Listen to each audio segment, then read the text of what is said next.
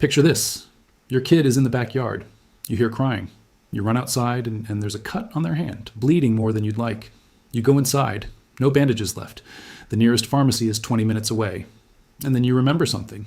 Something growing 3 feet from where your kid is standing. A plant that field surgeons used during the Civil War to stop bleeding on the battlefield. That Lewis and Clark documented in their journals. That your great-grandmother probably knew by name. And that you've probably mowed over 100 times without realizing what it was. That plant is yarrow. And in the next 11 minutes, I'm going to show you exactly how to identify it, where to find it, and how to use it. So that the next time something like this happens at your house, you're not running to a pharmacy. You're walking to your backyard. Before we go any further, one important thing. This video is not medical advice. Yarrow does not replace stitches for deep wounds. If a cut is severe, please go to urgent care. What I'm going to show you today is what yarrow has been traditionally used for across dozens of cultures for over 3,000 years, and what the science tells us about why it works. I'm going to give you the identification, the preparation, and the application. Step by step. No vague claims. No, they suppressed this. Just the actual information you need to use this plant with confidence. Because that's the gap nobody fills. Plenty of channels will tell you yarrow exists. None of them tell you what to do with it on a Tuesday afternoon when someone's bleeding in your kitchen. That's what this is for. By the end of this video, I'm also going to tell you something about yarrow that almost nobody talks about. Why this specific plant was given a name in ancient Greek mythology that translates directly to warrior's herb, and what that name reveals about how effective it actually is. But first, let's make sure you can find it. Yarrow, Achillea millefolium, grows in every single U.S. state, every one. It thrives in poor soil, drought conditions, full sun, partial shade. It grows in lawns, roadsides, ditches, meadows, and yes, the cracks in pavement. Here's how to identify it. 3 characteristics. If you see all 3, you have yarrow. First, the leaves. Yarrow leaves are feathery, deeply divided, almost fern-like. They look like someone took a regular leaf and cut tiny slits all the way through it, dozens of times. Run your fingers along them and they feel soft, not waxy, not rough, soft and slightly fuzzy. Second, the smell. This is the fastest test. Crush a leaf between your fingers and smell it. Yarrow has a very distinct aroma. Sharp, slightly medicinal, somewhere between chamomile and a fresh-cut lawn after rain. It's not unpleasant, but it's unmistakable. Once you've smelled it, you won't forget it. Third, the flower clusters. In bloom, yarrow produces flat-topped clusters of tiny flowers, usually white or pale yellow, occasionally pink. Each individual flower is about the size of a pencil eraser. The whole cluster looks almost like a landing pad. Flat on top, dense, organized. Now, 2 plants people sometimes confuse with yarrow. Queen Anne's lace looks similar from a distance, but its leaves are different, less feathery, more like a carrot top. And critically, Queen Anne's lace smells like carrots when you crush a leaf. Yarrow does not. Poison hemlock is more dangerous to confuse, but hemlock grows much taller, often 5 to 8 feet, has purple spotted stems and smells unpleasant, almost musty. Yarrow stays low, under 2 feet in most lawns, and has green stems with no spots. If you're ever uncertain, don't use it. Start with plants you can identify with complete confidence. Take a moment here. Look at what's around you the next time you walk outside. Yarrow is one of those plants that, once you learn to see it, you realize you've been walking past it your entire life. It's in parks. It's in the strip of land between the sidewalk and the street. It's almost certainly somewhere on your property right now. This is what self-sufficiency actually looks like. Not a farm, not a prepper bunker, just knowing what's already there. Okay, now let's talk about what makes yarrow work and how to use it. Yarrow has been studied in peer-reviewed research. What the science tells us is that it contains several compounds that work together to support the body's clotting response.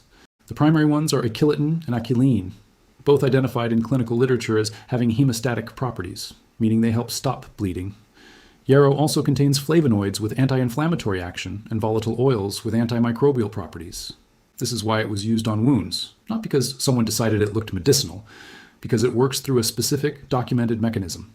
In a 2013 study published in the journal Phytotherapy Research, yarrow extract demonstrated significant reduction in bleeding time in laboratory models. Other studies have shown its antimicrobial properties against common bacteria, including Staphylococcus aureus. Now, here's something important. I'm not telling you yarrow is better than modern medicine. I'm telling you it has a documented mechanism, a 3,000-year history of use, and it grows for free in your lawn. That combination is worth knowing about. 3 ways to use yarrow for minor bleeding and wound care. Method 1, fresh poultice. The fastest, zero preparation method. Find a yarrow leaf. If you have time, rinse it. If you don't worry. Chew it slightly, or bruise it between two clean fingers until it's soft and releases moisture. Apply it directly to the wound and apply light pressure with your hand. Hold for 2 to 5 minutes. This is the method that soldiers used, that Lewis and Clark documented. It requires nothing except the plant itself. Method 2. Yarrow tea as a wound wash. Bring 2 cups of water to a boil. Add 1 tablespoon of dried yarrow, or 2 tablespoons fresh. Steep for 15 minutes covered. Let it cool completely. Use it to rinse minor wounds and abrasions. Store the rest in the refrigerator for up to 48 hours. This is useful when you have time, for everyday cuts, scrapes, and skin irritation. Method 3. Yarrow infused oil for a healing salve.